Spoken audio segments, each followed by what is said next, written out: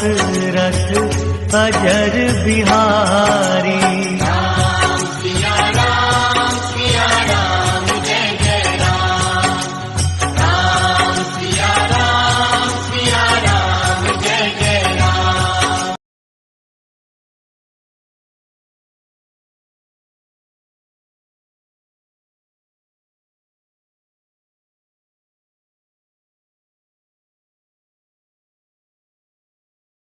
इक्ष्वाकु वंश में त्रिशंकु नाम के एक राजा हुए। त्रिशंकु की इच्छा सशरीर स्वर्ग जाने की थी। अपनी वार्ता जारी रखते हुए मिथिला के राजपुरोहित शतानंद जी ने कहा, इस बीच इक्ष्वाकु वंश में त्रिशंकु नाम के एक राजा हुए। त्रिशंकु की इच्छा सशरीर स्वर्ग जाने की थी, अतः इसके लिए उन्होंने वशिष्ठ जी से यज्ञ करने के लिए कहा। वशिष्ठ जी ने बताया कि मुझ में इतनी सामर्थ्य नहीं है कि मैं किसी व्यक्ति को शरीर सहित स्वर्ग भेज सकूं। वशिष्ठ जी के असमर्थता प्रकट करने पर त्रिशंकु ने यही प्रार्थना वशिष्ठ जी के पुत्रों से भी की, जो दक्षिण प्रांत में घोर तपस्या कर रहे थे। इस पर वशिष्ठ जी के पुत्रों ने कहा कि अरे मूर्ख, जिस काम को हमारे पिता नहीं कर सके तू उसे हमसे कराना चाहता है। ऐसा प्रतीत होता है कि तू हमारे पिता का अपमान करने के लिए यहाँ आया है। उनके इस प्रकार कहने से त्रिशंकु ने क्रोधित होकर वशिष्ठ जी के पुत्रों को अपशब्द कहे। वशिष्ठ जी के पुत्रों ने रुष्ट होकर त्रिशंकु को चांडाल हो जाने का शाप दे दिया। शाप के कारण त्रिशंकु का सुंदर शरीर काला पड़ गया। सिर के बाल चांडालों जैसे छोटे छोटे हो गए। गले में हाथियों की माला पड़ गई। हाथ पैरों में लोहे की कड़े पड़ गए। त्रिशंकु का ऐसा वेश देखकर उनके मंत्री तथा दरबारी उनका साथ छोड़कर चले गए। फिर भी उन्होंने सशरीर स्वर्ग जाने की इच्छा का परित्याग नहीं किया। वे विश्वामित्र के पास जाकर बोले कि ऋषिराज, आप महान तपस्वी हैं, मेरी सशरीर स्वर्ग जाने की इच्छा को पूर्ण करके मुझे कृतार्थ कीजिए। विश्वामित्र ने कहा कि राजन, तुम मेरी शरण में आए हो, मैं तुम्हारी इच्छा अवश्य पूर्ण करूंगा। इतना कहकर विश्वामित्र ने अपने उन चारों पुत्रों को बुलाया जो दक्षिण प्रांत में अपनी पत्नी के साथ तपस्या करते हुए उन्हें प्राप्त हुए थे, और उनसे यज्ञ की सामग्री एकत्रित करने के लिए कहा। उन्होंने अपने शिष्यों के द्वारा वशिष्ठ के पुत्रों सहित वन में रहने वाले सब ऋषि मुनियों को यज्ञ में सम्मिलित होने के लिए निमंत्रण भी भिजवा दिया। शिष्यों ने लौटकर बताया कि सब ऋषि मुनियों ने निमंत्रण स्वीकार कर लिया है, किंतु वशिष्ठ जी के पुत्रों ने ये कहकर निमंत्रण अस्वीकार कर दिया कि जिस यज्ञ में यजमान चांडाल और पुरोहित क्षत्रिय हो, उस यज्ञ का भाग हम स्वीकार नहीं कर सकते। ये सुनकर विश्वामित्र जी ने क्रोध होकर कहा कि उन्होंने अकारण ही मेरा अपमान किया है। मैं उन्हें शाप देता हूँ कि उन सब का नाश हो। आज ही वे सब कालपाश में बंधकर यमलोक को जाएं और 700 वर्षों तक चांडाल योनि में विचरण करें। उन्हें खाने के लिए केवल कुत्ते का मांस मिले और सदैव कुरूप बने रहें। इस प्रकार शाप देकर वे यज्ञ की तैयारी में लग गए। शतानंद जी ने आगे कहा, हे राघव, विश्वामित्र के शाप से वशिष्ठ जी के पुत्र यमलोक से धार गए। वशिष्ठ जी के पुत्रों के परिणाम से भयभीत सभी ऋषि मुनियों ने यज्ञ में विश्वामित्र का साथ दिया।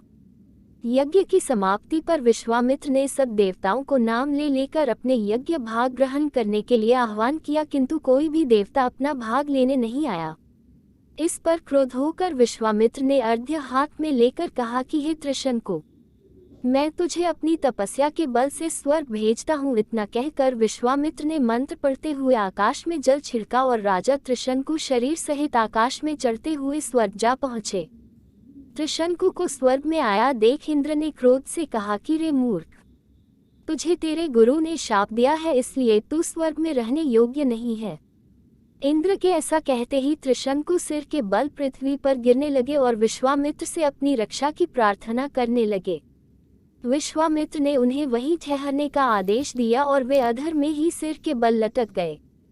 त्रिशंकु की पीड़ा की कल्पना करके विश्वामित्र ने उसी स्थान पर अपनी तपस्या के बल से स्वर्ग की सृष्टि कर दी और नए तारे तथा दक्षिण दिशा में सप्तर्षि मंडल बना दिया।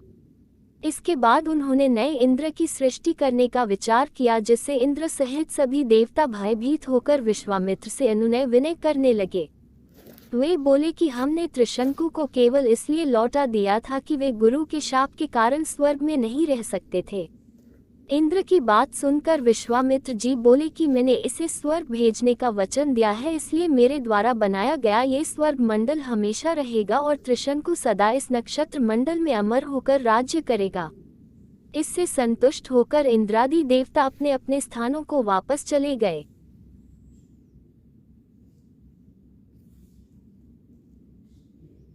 वार्ता जारी रखते हुए शतानंद जी ने कहा, हे रामचंद्र, देवताओं के चले जाने के बाद विश्वामित्र ब्राह्मणत्व प्राप्त करने के लिए पूर्व दिशा में जाकर पुनः कठोर तपस्या करने लगे।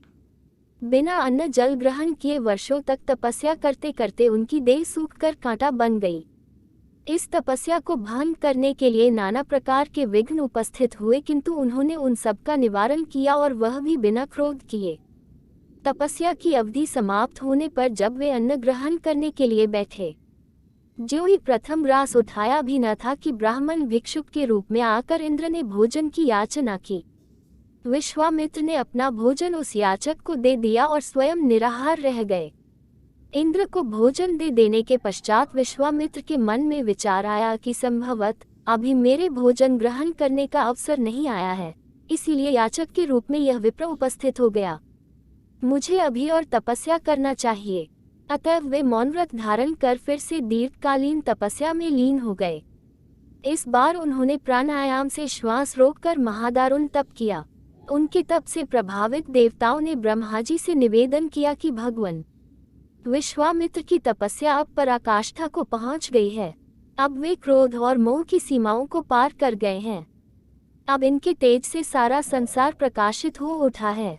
सूर्य और चंद्रमा का तेज भी इनके तेज के सामने फीका पड़ गया है।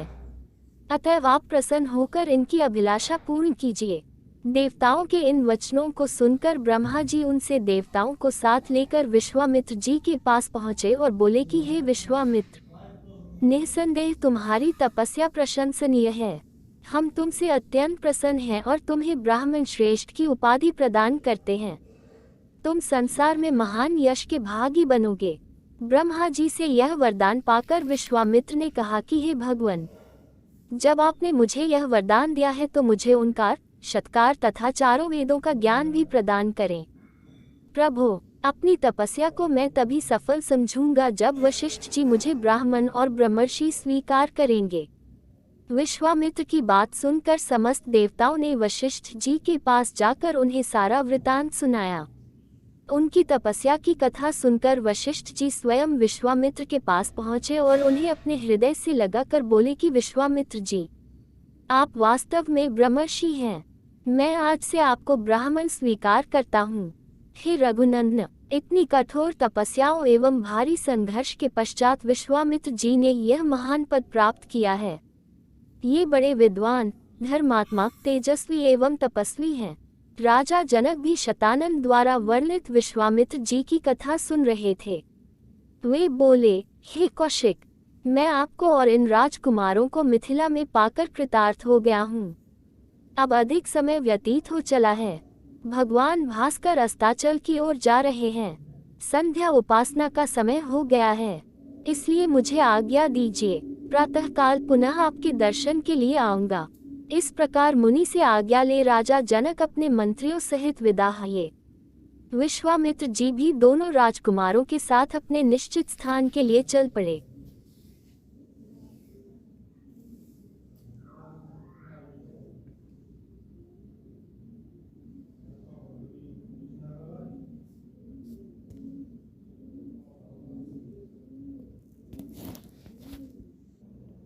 दूसरे दिन प्रातःकाल राजा जनक से महर्षि विश्वामित्र ने कहा, हे राजन, दशरथ के इन दोनों कुमारों की इच्छा पिनाक नामक धनुष को देखने की है, अतः आप इनकी इच्छा पूर्ण करने की व्यवस्था कर कीजिए।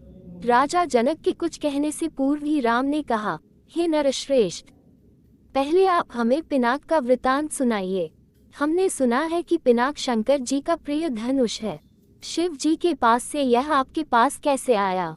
इस पर मिथिलापति जनक बोले, हे राम, एक बार प्रजापति दक्ष ने एक बड़ा विशाल यज्ञ किया। दक्ष जी शंकर जी के श्वसुर थे। अपने जामाता से अप्रसन्न के कारण उन्होंने उस यज्ञ में न तो शिव जी को आमंत्रित किया और न ही अपनी पुत्री सती को। पति के समझाने बुझाने की परवाह न करके सती अपने पिता के यहाँ यज्ञ में पहुंच गईं। वहां सती का बहुत अपमान हुआ। सती ने देखा कि देवताओं के लिए यज्ञ का जो भाग निकाला गया था उसमें शिवजी का भाग था ही नहीं। इससे क्रोध होकर सती ने यज्ञ कुंड में कूदकर अपने प्राण त्याग दिए। महादेव जी के गणों ने, जो सती के साथ राजा दक्ष के यहाँ आए थे, लौटकर महादेव जी को सारा वृतांत बताया। सती की मृत्यु की सूचना पाकर महादेव जी बड़े क्रोध हुए। उन्होंने राजा दक्ष की यज्ञ भूमि में जाकर उस यज्ञ को नष्ट कर डाला। फिर वे अपना पिनाक नामक धनुष चढ़ाकर देवताओं को मारने के लिए अग्रसर हुए, क्योंकि देवताओं ने उस यज्ञ का भाग महादेव जी को नहीं दिया था। महादेव जी का ये रौद्र रूप देखकर सारे देवता बहुत भयभीत हुए। देवताओं ने अनुनय विनय करके महादेव जी का क्रोध शांत कराया। क्रोध शांत होने पर महादेव जी ने पिनाक को देवताओं को दे दिया और कैलाश पर्वत पर लौट गए।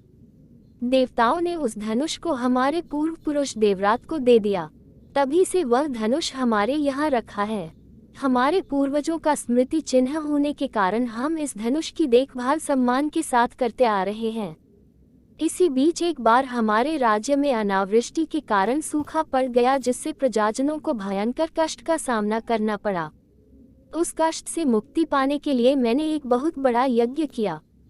पुरोहितों के आदेशानुसार मैंने अपने हाथों से खेतों में हल चलाया। हल से भूमि खोदते खोदते भगवान की इच्छा से मुझे एक परम रूपवती कन्या प्राप्त हुई। उसे मैं अपने राजमहल में ले आया और उसका नाम सीता रखकर अपनी पुत्री के समान उसका लालन पालन करने लगा। जब सीता किशोरावस्था को प्राप्त हुई तो दूर दूर तक उसके सौंदर्य एवं गुणों की ख्याति फैलने लगी। देश देशांतर के राजकुमार उसके साथ विवाह करने के लिए लालायित होने लगे। मैं अद्भुत पराक्रमी योद्धा के साथ ही सीता का विवाह करना चाहता था, अतः मैंने ये प्रतिज्ञा कर ली कि शिव जी के धनुष पिनाक पर प्रत्यंचा चढ़ा देने वाला वीर राजकुमार ही सीता का पति होगा।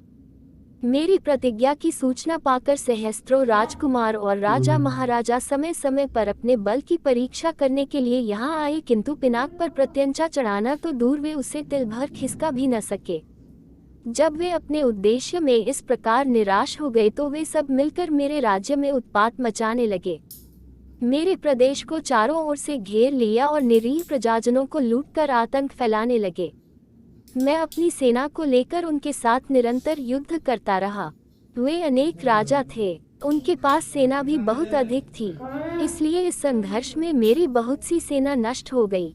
इस पर मैंने भगवान को सहारा मानकर उनकी तपस्या की। मेरी तपस्या से प्रसन्न होकर भगवान ने मुझे देवताओं की चतुरंगिनी सेना प्रदान की। उस सेना ने आत्ताई राजाओं के साथ भयंकर युद्ध किया और सभी उपद्रवी राजकुमारों को भगाया। उनके भाग जाने के बाद मैंने सोचा कि एक विशाल यज्ञ करके इस अवसर पर ही अपनी प्रतिज्ञा पूरी करूं और सीता का विवाह कर निश्चिंत हो जाऊं। इसीलिए मैंने इस महान यज्ञ का आयोजन किया है। अब जो कोई भी महादेव जी के इस धनुष की प्रत्यंचा चढ़ा देगा, उसी वीर पुरुष के साथ मैं अपनी अनुपम गुणवती पुत्री सीता का विवाह करके निश्चिंत हो जाऊंगा।